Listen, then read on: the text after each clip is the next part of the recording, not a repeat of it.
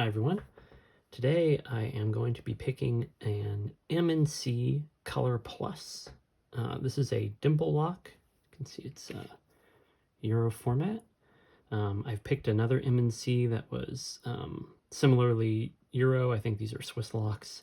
But this one is a bit more complicated than the other one that I picked. So you can see from the key, this is a dimple lock. It is 6 pins on the top stacks, and then it's got a slider track. It's got 5 sliders in it. So I've got it all disassembled here, and we're just going to talk real quick about some of the features of the lock before we get over to picking. So you can see on the plug here, 6 pins, as I mentioned. It's in 2 rows of 3. These are kind of angled holes, so when you're actually inside the lock picking it, the pins kind of come in. I'm wondering if you can see that. They kind of come in towards the center, so they're almost in line, but not quite. They are a little bit offset from each other, which makes pick placement a little tricky. So those are the top stacks. Like the other M&C lock that I picked, and I think probably several other locks, they use these kind of unique drivers. I guess they're mushrooms. I'm not really sure what to call them. Somebody else on the Discord said that they refer to them as mushrooms, and so I'm going to go with that. But they've got this little kind of spooling on the bottom. I'll bring one up close so you can see it there. But you do have to lift these through more than one click to get them set. So you can see it's kind of got this reverse taper looking thing there down at the bottom. And that does catch a little bit on the plug. There's no milling specifically designed to catch this, but it does catch a little bit. You lift it past that first gap and it kind of shifts to one side and gets stuck a little bit, and you have to lift the pin up a little bit more. So nothing super unique there, again, other than just, having to lift those through multiple clicks and a little bit of difficulty with the pick placement. So the other feature of this lock is the slider track, as I mentioned. So there are holes for 5 sliders here. I've got the sliders laid out, and those interact with a sidebar that fits right here in the bottom of the plug. Interacts with a groove right there. So you can see the groove the sidebar fits in. And unless these sliders are moved into the right position so that the true gate, which you can see on this one, is right there. Unless the true gate is lined up with the sidebar will prevent the plug from rotating. So the sidebar itself is just solid. I'll bring it up so you can see it a little better. Right there. So it's just a solid piece that has to fall into those gates. There's no specific nubs. I think that there's just a little bit of wear on this one, which is what those marks look like. And I'll bring up one of the sliders here. So on this slider, you can see this this top part. This is what interacts with the key and gets moved into the right position. There's a true gate and there's a false gate. This angled part is what faces the outside of the lock, and the spring is on this side. So these are sprung sliders. They're going to be, when I'm picking it, forced to the right, and you have to move them to the left to get them set. Interesting thing was that the false gate is on this side of the true gate. So as you're pushing these to the left, the true gate should always interact with the sidebar before the false gate. You'd have to overset them to hit the false gate, which I thought was interesting. It makes the false gate somewhat less effective unless you do overset it, but they're pretty shallow, so I'm assuming they wouldn't be super interactive regardless. So let me see, there's springs for the slider there. This piece right here, this is just drill protection. It sits in the plug. You'll see it fall out when I get this thing gutted. And I think that's about it as far as security features. So again, M&C Color Plus. It's very similar to another M&C lock I have sitting over here that I'll probably get to picking pretty soon. Just to show you this one, it's similar dimple and sliders, but the sliders are sprung to the other side. So you're forcing them, they're sprung to the left and you're pushing them to the right. So I'm not sure if that's going to have much impact in the picking, but kind of interesting that they've got these two very similar types of locks. So with that, we'll get it up into the vise and I'll get it picked and gutted. All right, here's my Color Plus.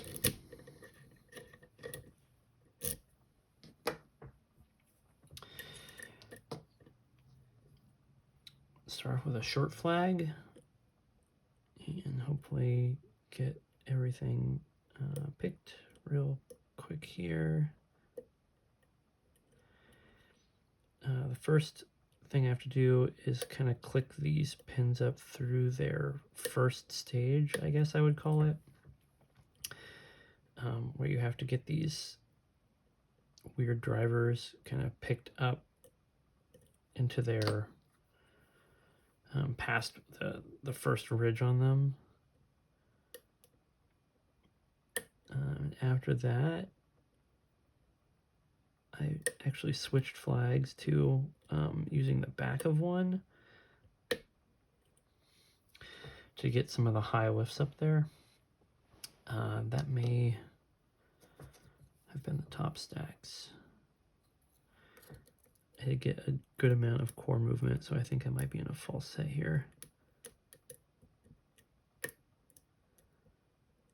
So I'm trying to do the sliders now. I'm using a finger pin pick that I actually made for a Schlage Primus, but it happens to be the right size that I can kind of get in here and get behind some of these finger pins. Because they are sprung, they want to go to the right all the time, so it's harder to use a slider fork, although I have my slider fork over here.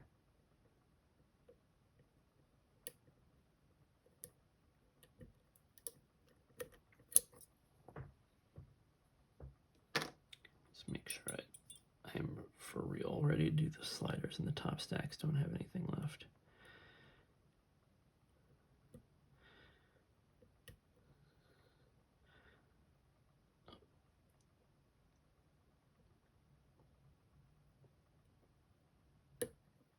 That one was not set. I think that was the one all the way in the back, number 6 maybe.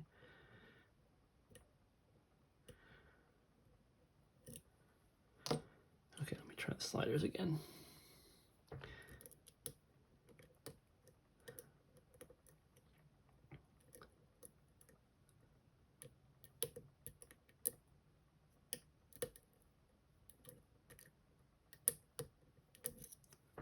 The sliders kind of bind back to front.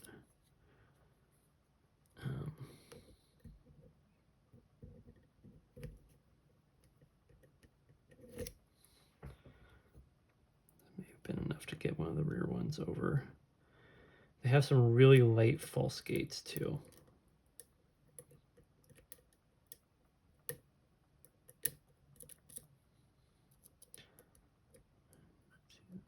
Three, 4,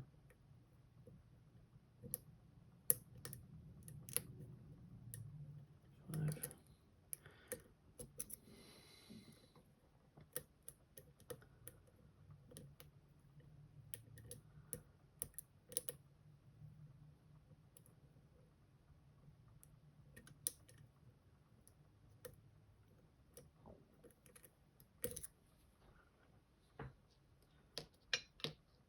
I feel like I'm in a pretty good false set here.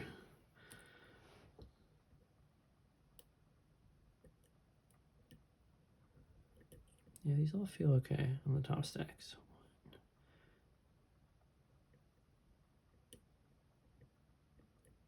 1, 3.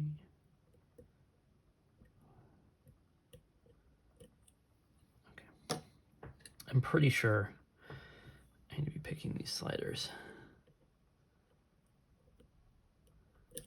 So let me just see if I can get 1 or 2 of them to give me some indication that they're ready to be set.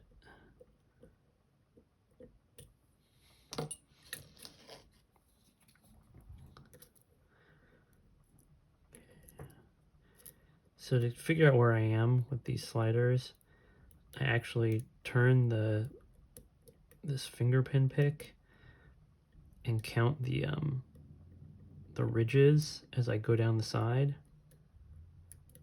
until I think I'm in the right ridge, and then flip it and push the slider to the side, if that makes sense.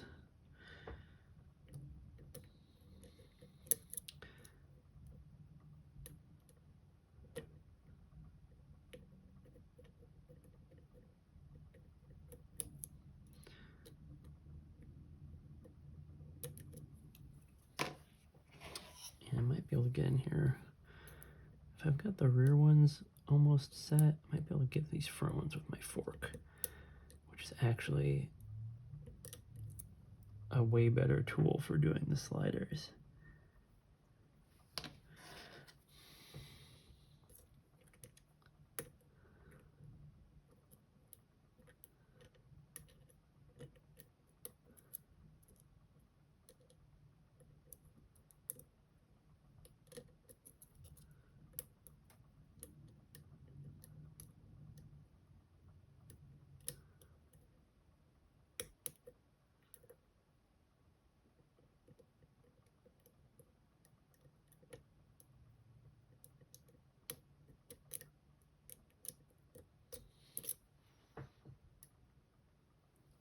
Looks like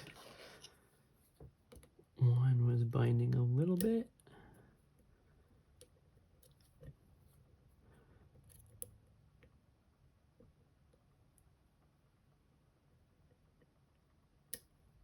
Which makes me think the ones in the rear are pretty good. I mean, I just need to get these front couple. So let me try moving 2 or 3.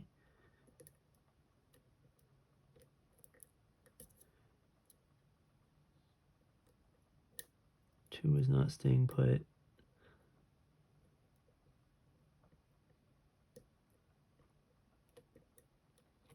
Let's make sure I'm not in a false gate on some of these rear ones.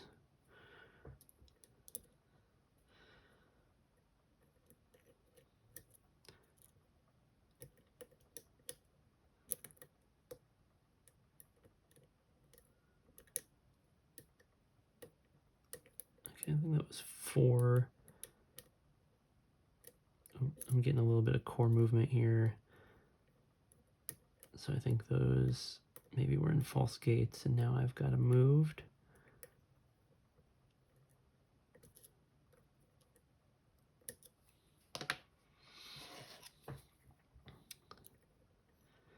I feel like I'm a little still on these sliders, like just kind of fumbling around with them.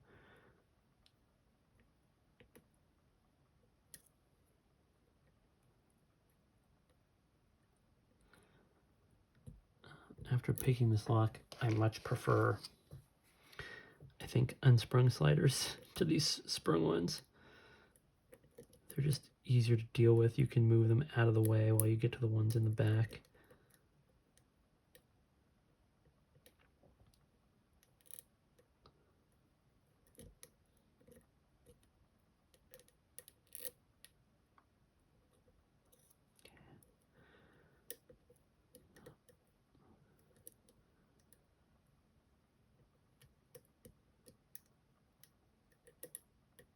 Oh, there we go. Cool. It was one of the ones in the back, was not quite moved all the way over to the side. So here we go. Let's get this gutted. So that's open. So I'm going to relock it here.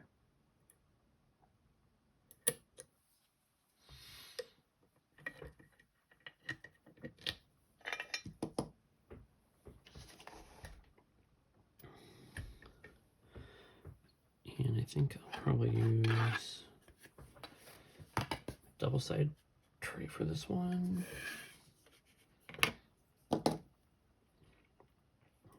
Luckily, gutting this is not too hard.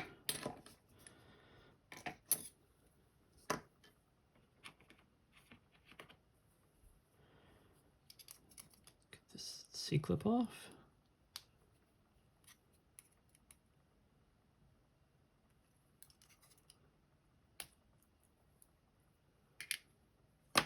there. Grab a shim.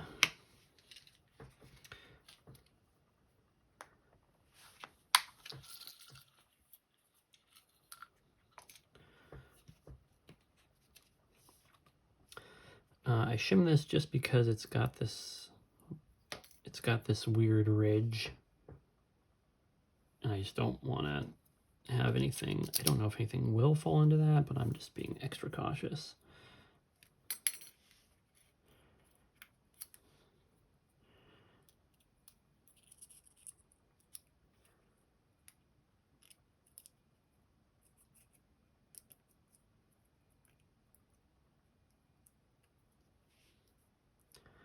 The shim is pretty beat up. There we go. That should be good.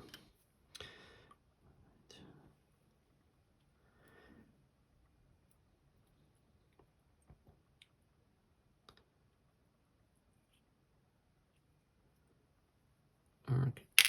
Oh, there was the sidebar. Just fell out right there. So, grab my tweezers. Okay, so that's the sidebar. I'll show that closer in a second. And that was a sidebar spring. I forgot that that was going to fall out of the bottom.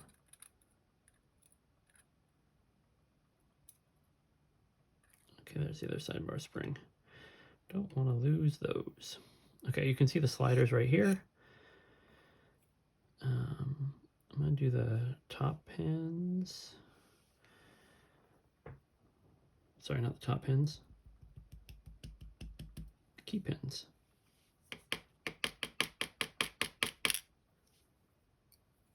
There's one.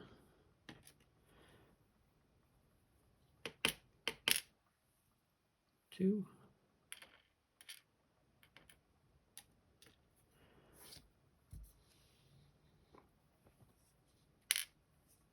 Three.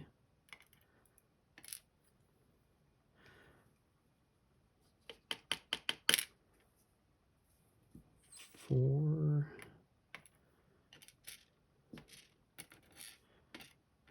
Three upside down there.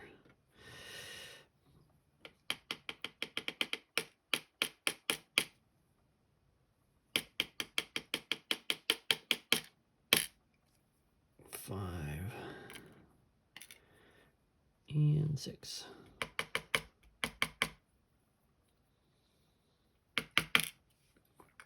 Okay. So there you go. You can see the offset rows for the key pins there. I think these sliders, as I pull the key out, are going to like shoot. So let me just cover these with my finger.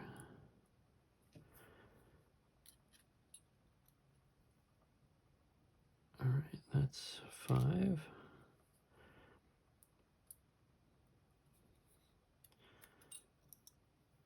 4. Whoop, I told you. 3.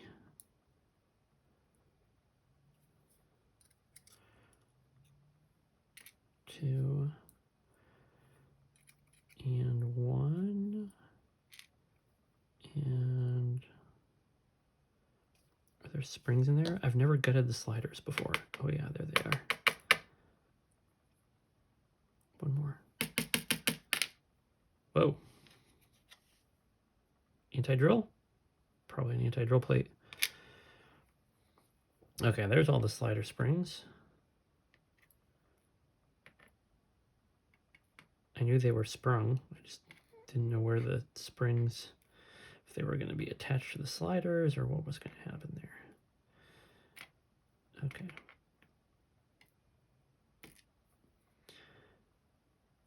So that's the plug, all done.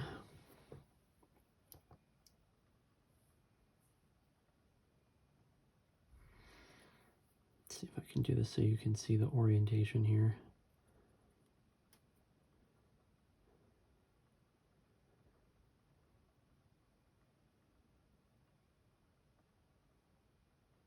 Must be, I saw a hole there, but I think that must be anti-drill to start with. So let's do, okay, there we go. So you can see kind of the weird key pin, or sorry, driver, if I could get that right for this video would be amazing. The weird shaped drivers on these. Again, these are going to come out slightly offset. These do have weirdly long springs as well. The one neat thing about these is that the springs sit inside the bottom of the driver. So even though they're really long, they're not as bad to repin.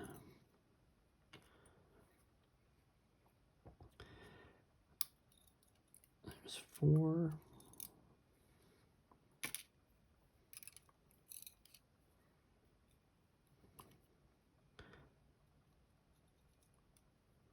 You can see there. Oh, it's flipped upside down.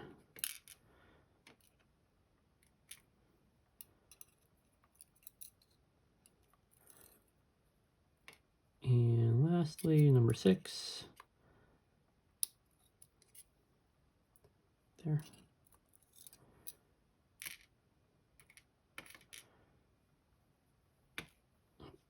Number 6 is this little one right here.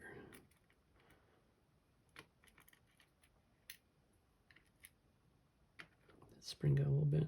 All right. There's my shim. Okay, so you can see in here, the lighting is not fantastic, but there's the groove for the sidebar, bottom bar. There's a drill protection right there. You can see the holes up there, but nothing really fancy in that. In this plug, no, well, is that something? I can't tell if that's milling or not. Let me get a pick in there. Nope, no milling. It just looks like kind of worn ridges. But there was that big drill protection plate right here. This is where the sliders go. I didn't realize they weren't evenly spaced, but that's kind of interesting. And nothing else really special there. And let's bring this up real close so you can see all the pins. Okay, so there's the top stacks. So you can see kind of those weird, I don't know, they're not quite spools. They're not really gins. But M&C likes these kind of weird driver pins that you have to click through twice, and they do give some kind of spoolish sort of feeling. And then there's the side, or the sliders. So you can see they each have a false gate, but it's real light.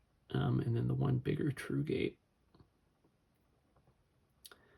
I'll just grab one of each of those and show it up close here before we close this out. So there's our slider. So you can see real shallow false gate right there, and a much deeper true gate.